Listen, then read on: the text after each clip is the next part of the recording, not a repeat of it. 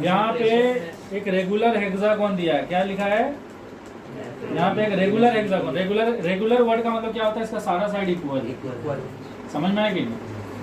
Simply hexagon बोलने से सारा साइड इक्वल नहीं होता है। अगर रेगुलर हेक्सागोन बोल दिया मतलब सारा साइड इक्वल है। और आपको इस क्वेश्चन में दे दिया है कि इसका जो साइड ए बी है ना और जो साइड इसका डी है वो किससे पैरेलल है, एक्स एक्सिस से पैरेलल है। तो दिख ही रहा है। आपको निकालने बोला है what is the slope of its side. आपको सारा साइड का स्लोप निकालना है। क्या निकालना है?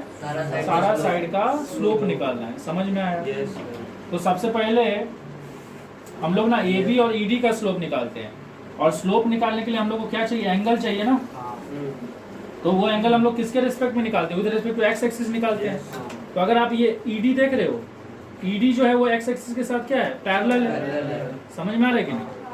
ये ई डी जो है वो एक्स एक्सिस के साथ क्या है, पैरेलल है। मतलब ये इसके साथ कुछ भी एंगल नहीं बना रहा है। मतलब यहाँ पे एंगल का वैल्यू कितना है, 0 डिग्री। तो स्लोप कितना हो जाएगा इसका, ई डी का, इसका स्लोप हो जाएगा tan 0। और tan 0 कितना होगा, 0 ही होगा। समझ में आया?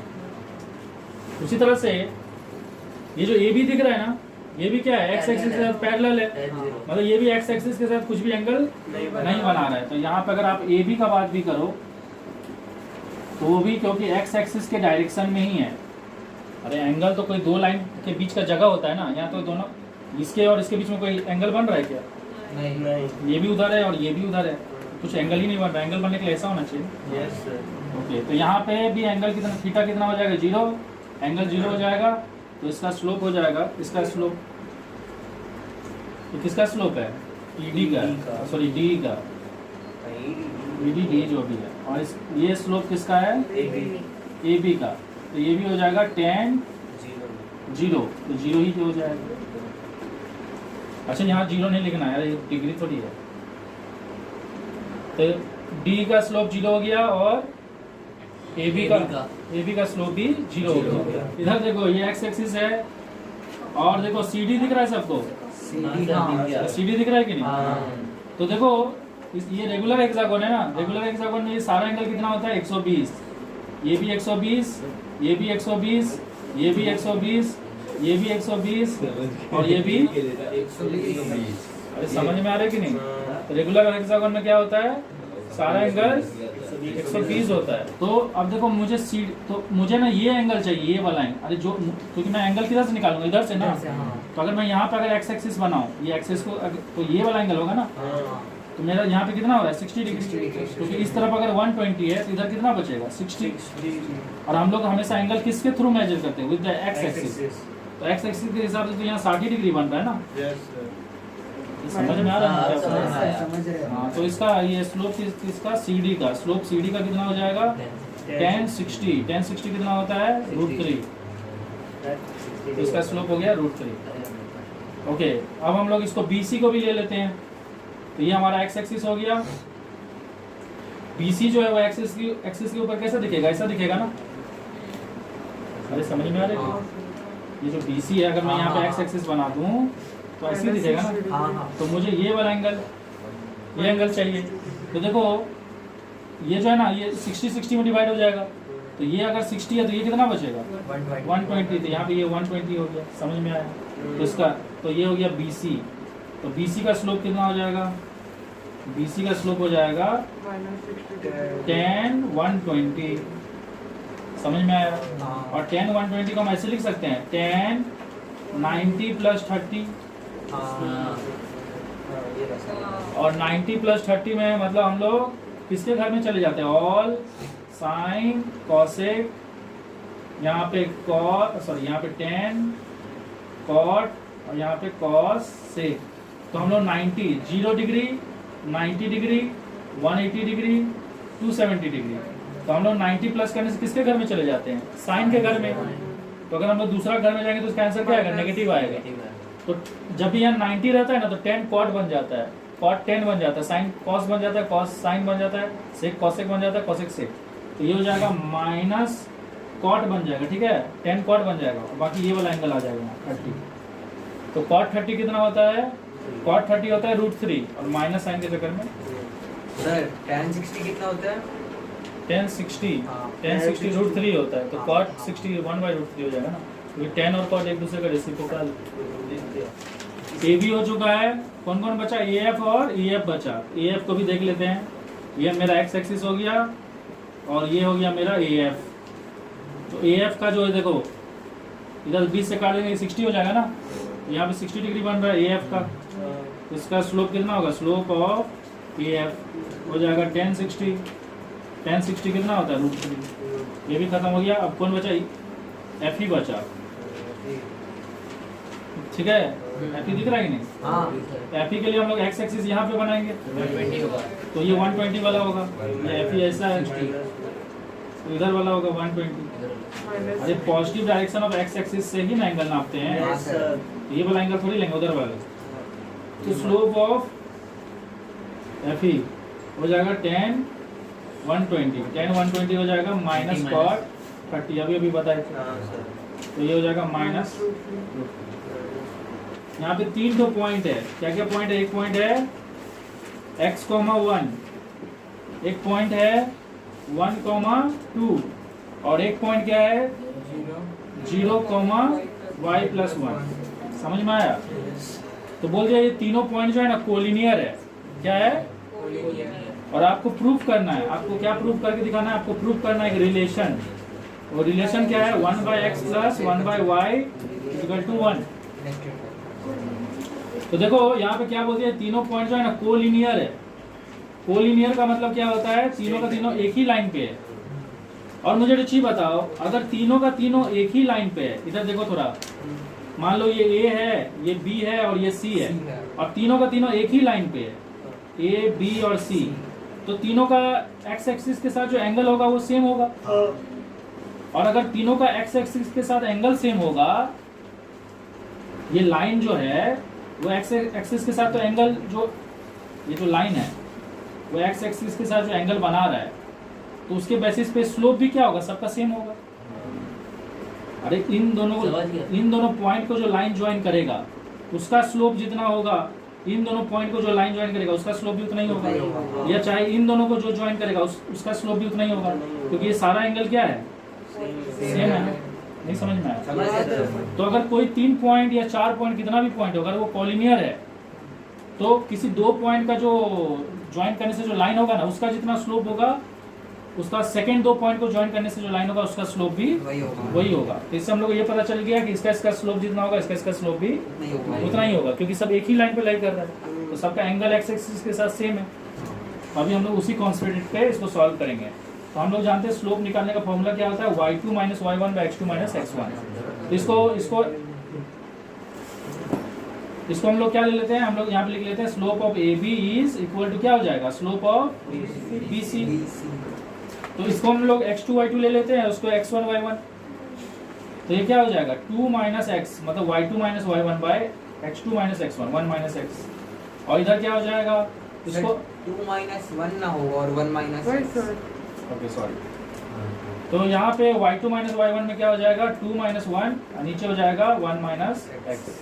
यहाँ पे ये इसको x1 y1 ले ले रहे हैं, इसको x2 y2 ले ले रहे हैं, तो यहाँ हो जाएगा y + 1 - 2 और 0 - 1। तो ये फाइनली हो जाएगा 1/1 - x, ये हो जाएगा y - 1/-1। तो फाइनली ये हो जाएगा आपका 1/1 - x = -y + 1। यहाँ तक समझ में है। तो ये हो जाएगा 1 = 1 - y 1 -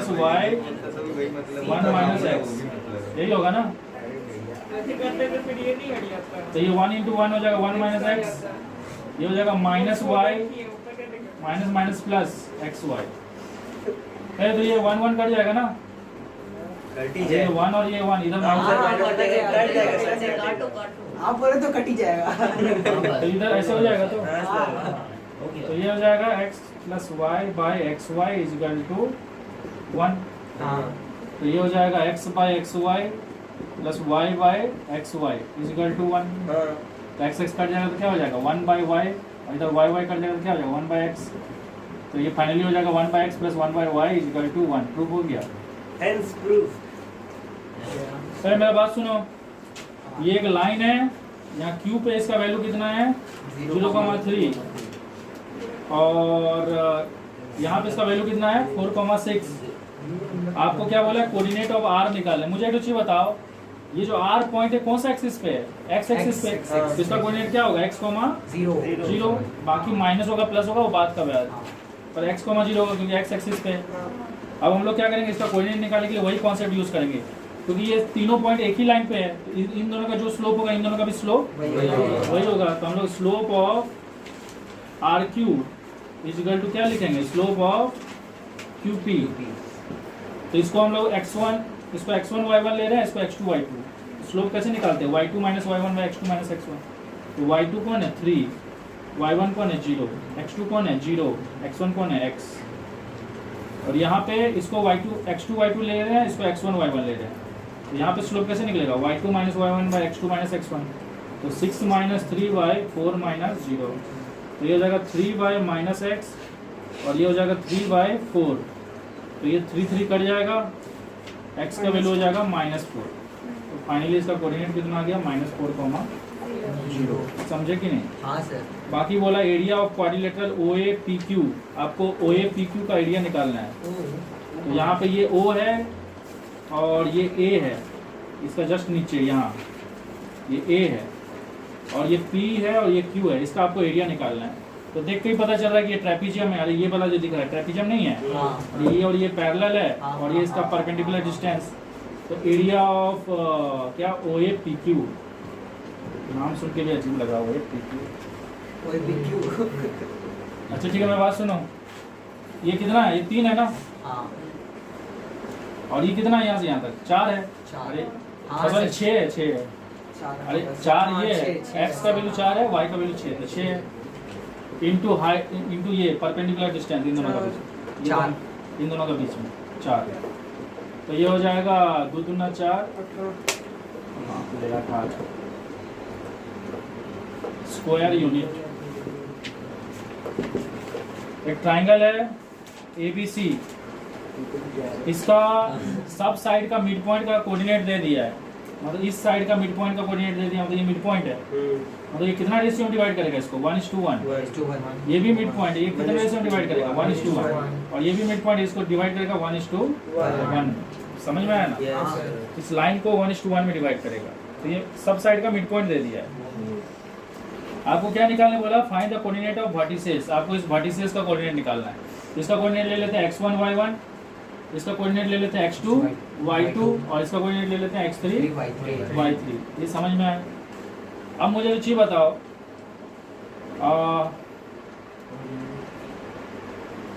ये जो इसका जो कोऑर्डिनेट है उसको हम लोग इन दोनों के हेल्प से निकाल सकते हैं। तो यहाँ पे हम इसका बात करें, किसका बात करें? AB का बात कर रहे हैं। तो सबको अभी AB पे सिर्फ फोकस करेगा, बाकी पे फोकस मत करना। तो AB पे हम ये लिख सकते हैं 1 = x1 प्लस x2/2। देखो 1 हो गया और यहाँ पे क्या लिखेंगे? 1 × x2 1 × x1 बाय 1 + 1। एक तो लिख के दिखा दे रहे, उसके बाद डायरेक्ट करते हैं। तो 1 × x2 और 1 × x1 बाय 1 + 1 सेक्शन फॉर्मूला। तो ये क्या हो जाएगा? x1 + x2/2। तो दिस इंप्लाइज हो जाएगा x1 + x2 = 2, क्योंकि ये इधर आ जाएगा। अब बाकी को हम डायरेक्ट कर देंगे क्योंकि हम लोग को पता है कि जब भी रेशियो 1:1 होगा तो ये सिंपली तो ऐसे ऐड हो जाएगा। तो हम लोग का ये वाला वैल्यू कैसे निकलेगा? 4 = हो जाएगा 1 × y2 1 × y1, मतलब हो जाएगा y1 + y2 और 1 + 1 हो जाएगा 2। तो इससे हम लोग को मिल जाएगा y1 + y2 = 8। तो ये हमारा इक्वेशन 1 हुआ, ये इक्वेशन 2 हुआ। समझ में आया? हाँ। पहले थोड़ा इसको लिखिए। तो पहला इक्वेशन क्या आया? x1 + x2 2 और y1 + y2 8। ये 2 इक्वेशन आ चुका है अभी तक। अभी हम लोग फोकस करेंगे BC पे। तो BC में देखो ये भी 4 = क्या हो जाएगा? 4 = हो जाएगा 1 × x2 और 1 × x3। तो हो जाएगा x2 + x3 बाय 1 + 1, मतलब 2 हो जाएगा। ये हो जाएगा x2 + x3 = 8। उसके बाद 8 = ये 8 = हो जाएगा 1 × y2 और 1 × y3, मतलब y2 + y3 बाई 1 + 1 मतलब 2, ये हो जाएगा y2 + y3 इक्वल टू कितना हो गया 16। तो ये हम लोग का 3 हो गया इक्वेशन, ये हो गया 4, इसको भी यहाँ पे लिख ले रहे हैं। तो क्या क्या हो गया x2 + x3 equal to 8, y2 + y3 equal to 16 हो गया। इसको मिटा दें। अभी हम लोग लास्ट में फोकस करेंगे। लास्ट कौन है? AC।